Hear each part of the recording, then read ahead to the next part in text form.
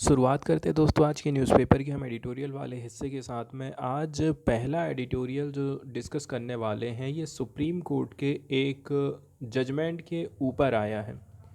अभी हाल फिलहाल में एक केस की सुनवाई चल रही थी जो कि चंडीगढ़ के मेयर के चुनाव से रिलेटेड था। इसमें बोला जा रहा है राइटर के द्वारा कि यहाँ पर खुली धोखाधड़ी की गई थी चंडीगढ़ के मेयर के चुनाव में। अब यहाँ पर विपक्षी गठबंधन को हराने की चाल बीजेपी को उल्टी पड़ गई है, ऐसा राइटर का कहना है। ये जो इलेक्शन था वो इनडायरेक्ट था। इसमें मात्र 35 काउंसलर वोट डाल सकते थे, मात्र 35 पार्षद वोट डाल सकते थे। इसके बावजूद भी चंडीगढ़ के मेयर का चुनाव एक ऐसे गंभीर चुनावी कदाचार के छोटे से नमूने के रूप में सामने आया जो लोकतंत्र को कमज़ोर कर सकता है। सुप्रीम कोर्ट में मामला गया। सुप्रीम कोर्ट ऑफ इंडिया ने डिक्लेयर किया था आम आदमी पार्टी के कैंडिडेट कुलदीप कुमार को as a elected mayor. And यहाँ से ये पता चल गया है कि भारतीय चुनाव के इतने बड़े परिदृश्य में इस चीज़ को अपन एक्सेप्ट नहीं कर सकते। मतगणना के दौरान कपटपूर्ण साधनों के जरिए चुनावों की चोरी में पार्टियों की मदद करने में अधिकारियों की भूमिका हमको देखने को मिली थी। यहाँ पर जो ऑफिशियल्स लोग हैं वो हेल्प करते हैं पार्टीज़ को ताकि स्टील कर सकें इलेक्शन में चोरी हो सके। इसके लिए कई प्रकार के साधन का इस्तेमाल किया जाता है काउंटिंग के दौरान में। आगे कहना है कि मतपत्र में की यदि हम बात करें, मतपत्र पर निशान लगाने या फिर उन्हें चेंज करने की पीठासीन अधिकारी अनिल मसीह की करतूत न सिर्फ कैमरे में कैद हुई थी बल्कि ये आम आदमी पार्टी के पक्ष में वैध रूप से डाले गए वोटों को अवैध घोषित करने के लिए एक चाल भी साबित हुई। एंड यहाँ से ये पता चल जाता है to be a rush to declare invalid votes that were validly cast in Kumar's favor। ऐसा लगता है कि भारतीय जनता पार्टी से जुड़े मसीह ने भाजपा उम्मीदवार मनोज सोनकर को मेयर चुनाव जिताने के लिए इस अवैध काम को अंजाम दिया था।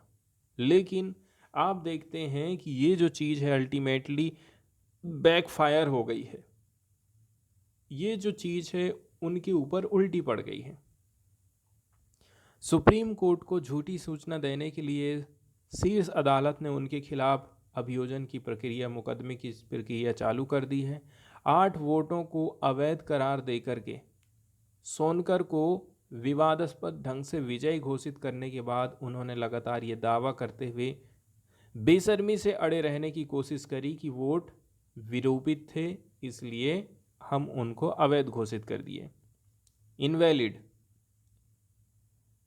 तो इस प्रकार से उनका जो दावा रहा वो झूठा साबित हुआ, क्योंकि अदालत को मतपत्रों पर ऐसा कुछ नहीं मिला जिनको आप ये कह सकें कि उसमें डिफेसमेंट था। डिफेसमेंट मतलब हो जाता है विरूपण हो जाना, धांधली हो जाना।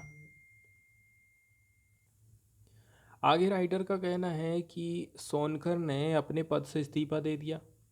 अदालत इस संभावना से अच्छी तरह से परिचित हो गई थी कि भाजपा नए चुनाव के लिए कारण ढूंढ रही कि कैसे भी करके नया चुनाव करवा दिया जाए, क्योंकि उस टाइम तक उसने 3 आम आदमी पार्टी पार्षदों को अपने पक्ष में कर लिया था। ये एक ऐसा घटनाक्रम है जो नए मेयर के कामकाज में अड़चन डाल सकता है। इसीलिए अदालत ने इस प्रकार के कामों के जरिए लोकतंत्र प्रक्रिया को ठेंगा दिखाए जाने के खिलाफ में बहुत बड़ी चेतावनी दी है।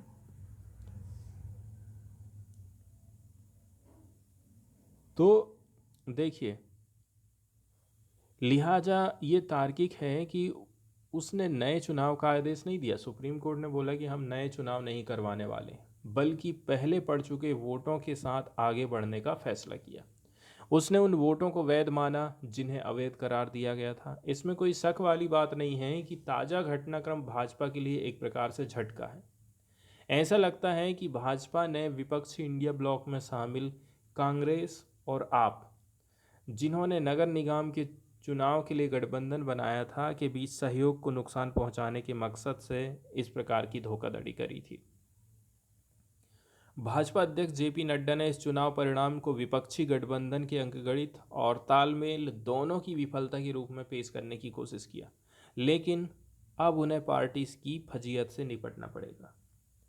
देखिए, चुनाव वास्तव में कौन जीता, ये तय करने की खातिर सुप्रीम कोर्ट द्वारा अपनी असाधारण शक्तियों का इस्तेमाल किए जाने का यह बिल्कुल एकदम सही मामला था।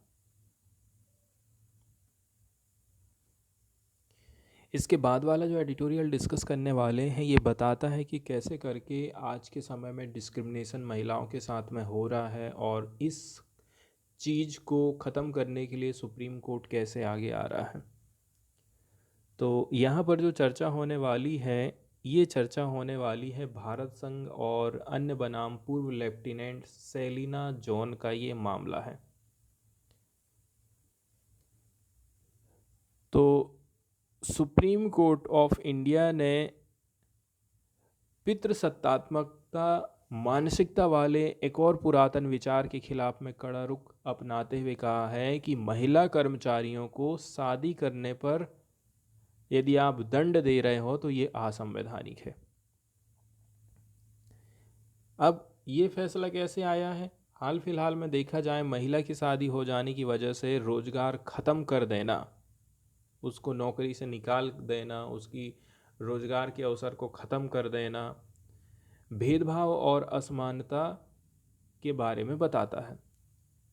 और इस प्रकार के नियम कानून को स्वीकार करना मानवीय गरिमा और भेदभाव रहित तथा निष्पक्ष व्यवहार के अधिकार को कमज़ोर करता है। तो ये वाली जो ऑब्जर्वेशन रहे हैं, ये जो टिप्पणियाँ आप देख रहे हैं, ये पार्ट ऑफ एक ऑर्डर का एक पार्ट हुआ है, ऑर्डर का एक पार्ट रही हैं, जो कि सेलिना जॉन वाला जो केस रहा था, उसमें सेलिना जॉन के हिस्से में जो पक्ष में जो निर्णय आया था उसी का एक हिस्सा है, ऐसा यहाँ पर बताया जाता है। तो सेलिना का केस कैसा था? सेलिना एक farmer lieutenant and permanent commissioner officer थी मिलिट्री नर्सिंग सर्विसेज में। इनको डिस्चार्ज कर दिया गया था उनकी सर्विस से 1988 में कि उन्होंने शादी कर लिया है, इसीलिए हम इनको नौकरी से बर्खास्त कर देते हैं, निकाल देते हैं, डिस्चार्ज कर दिए थे। इसके बाद न्यायमूर्ति संजीव खन्ना की अध्यक्षता वाली पीठ ने केंद्र सरकार को जॉन को 8 हफ्ते के भीतर मुआवजा, कितना मुआवजा, 60 लाख रुपया भुगतान करने का आदेश दिया। सोचिए, 60 लाख रुपया। सरकार ने सशस्त्र बल न्यायाधिकरण की लखनऊ पीठ के एक फैसले के खिलाफ शीर्ष अदालत में अपील करी थी। एंड उस समय में जो ट्रिब्यूनल गठन किया गया था, ट्रिब्यूनल की पीठ ने 2016 में कहा था सेलिना यदि नौकरी चाह रही, शादी कर ली है तो उसको आप नौकरी से नहीं निकाल सकते हैं। निकाला गया है, बर्खास्तगी करी गई है तो गलत और अवैध है। अब फिर सरकार कहाँ गई थी? सुप्रीम कोर्ट गई थी। एंड अदालत ने कहा कि शादी के खिलाफ नियम सिर्फ महिला नर्सिंग अधिकारियों पर लागू होता था। महिलाएं सेना में लैंगिक समानता के लिए एक लंबी और कठिन लड़ाई लड़ते आ रही हैं। आप देख सकते हैं कि कितना लंबा इनका हिस्ट्री रहा है। 2020 और 2021 में दिए गए फैसलों के बाद स्थायी कमीशन अब उनको प्रोवाइड किया जा रहा है। और कुल मिलाकर के ऐसा यदि किया गया है तो हम ज़्यादा से ज़्यादा महिलाओं को मिलिट्री में शामिल करना चाहते हैं।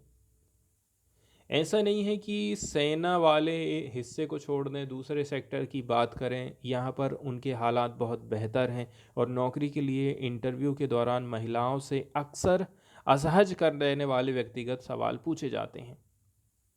उनसे शादी और मातृत्व से जुड़ी भावी योजनाओं के बारे में पूछा जाता है।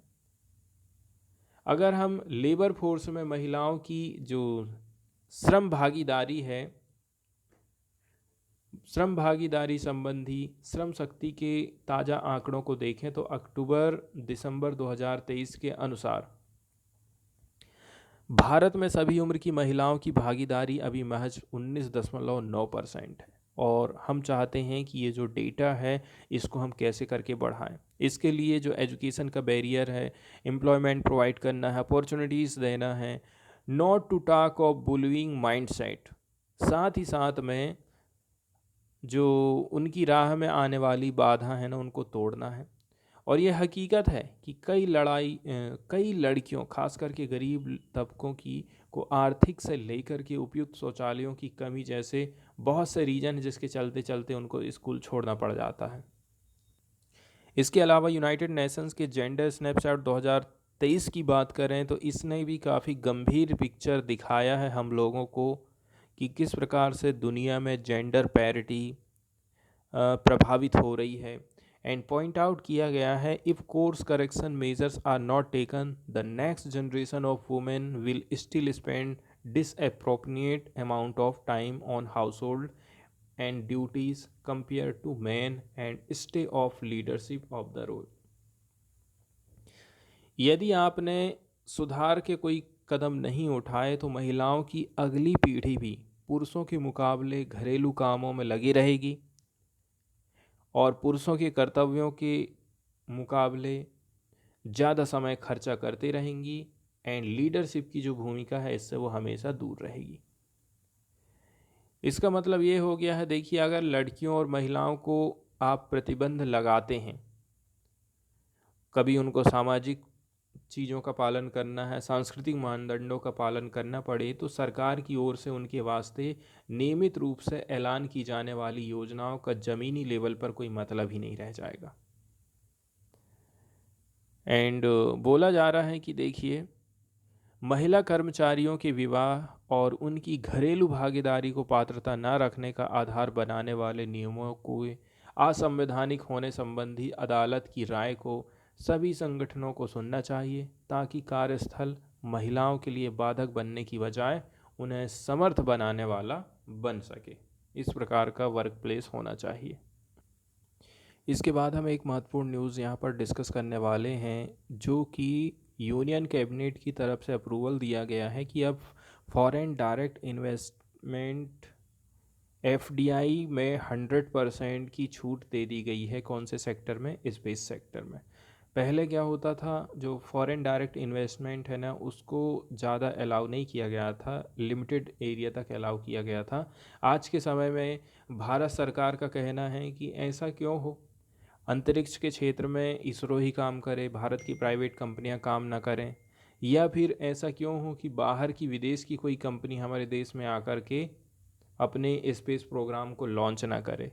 इसलिए अब ऐसा हो गया है कि फॉरेन डायरेक्ट इन्वेस्टमेंट आएगा, कंपनियां यहाँ पर अपने प्लांट स्थापित करेंगी और स्पेस से रिलेटेड जो रिसर्च है, प्रोग्राम है, वो चीज़ 100% एफडीआई संभव हो पाएगी।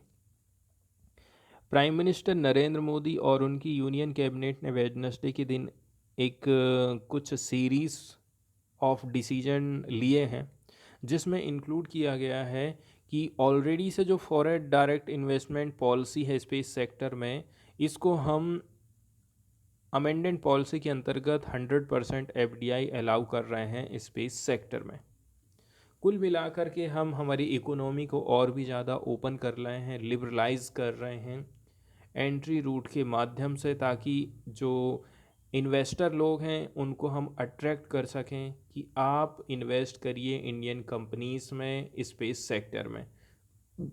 पहले हमारे देश में 74% एफडीआई हुआ करता था, ऑटोमेटिक रूट के माध्यम से सैटेलाइट की मैन्युफैक्चरिंग करना है, ऑपरेशन करना है, सैटेलाइट डाटा प्रोडक्ट है, ग्राउंड या फिर यूज़र सेगमेंट में, इतने क्षेत्र में ये सारे काम होते थे। अब इससे ज़्यादा यदि कुछ करना है तो गवर्नमेंट रूट के माध्यम से होता था। एंड बोला जा रहा है कि up to 49% FDI under the automatic rule will be allowed for launch of vehicle. 49% तक एफडीआई अब ऑटोमेटिक रूट तक अवेलेबल रहेगी लॉन्च व्हीकल के लिए एंड एसोसिएटेड सिस्टम के लिए या फिर सब सिस्टम के लिए। एंड बोला जा रहा है कि जो स्पेस पोर्ट्स को क्रिएट करना है लॉन्चिंग के लिए या फिर रिसीव करना है स्पेस क्राफ्ट को, ये सारे काम ऑटोमेटिक रूट के माध्यम से होंगे। अब यदि 49 से आप ऊपर जाते हैं तो ये सारी जो एक्टिविटीज़ हैं वो गवर्नमेंट अंडर गवर्नमेंट रूट के माध्यम से होंगे।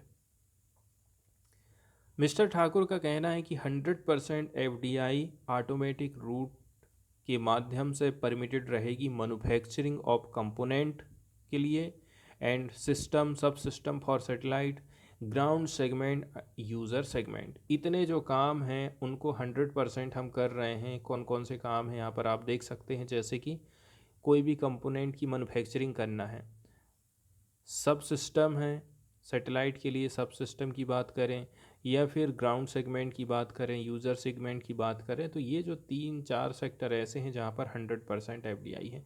लेकिन ऊपर के कुछ कुछ जो काम है ना, वहाँ पर अभी ऑटोमेटिक रूट के माध्यम से 100% एफडीआई नहीं है।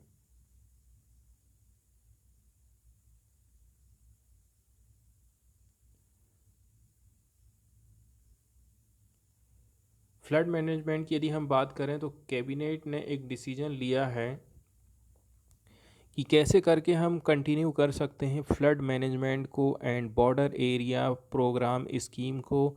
एंड इसका जो आउटले रखा गया है वो है 4100 करोड़ रुपया का 5 साल के लिए, मतलब 2021-22 से 2025-26 के लिए। इसके जो फ्लड मैनेजमेंट कंपोनेंट हैं जिसका आउटले है 2940 करोड़ रुपया, central assistance will be provided to state. इसके अंतर्गत क्या होने वाला है, राज्य सरकारों को केंद्र सरकार रुपये पैसा की मदद अवेलेबल कराएगी।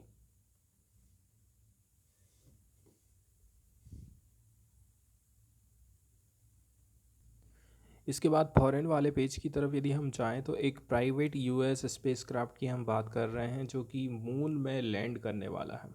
एक प्राइवेट यूएस लूनार लैंडर कहाँ पहुँच गया है, मून पहुँच गया है and eased into a low orbit on Wednesday, a day before it will attempt an even greater feat landing on the grey dusty surface. इसके बाद आप देखेंगे यहाँ पर ये लैंडिंग करने वाला है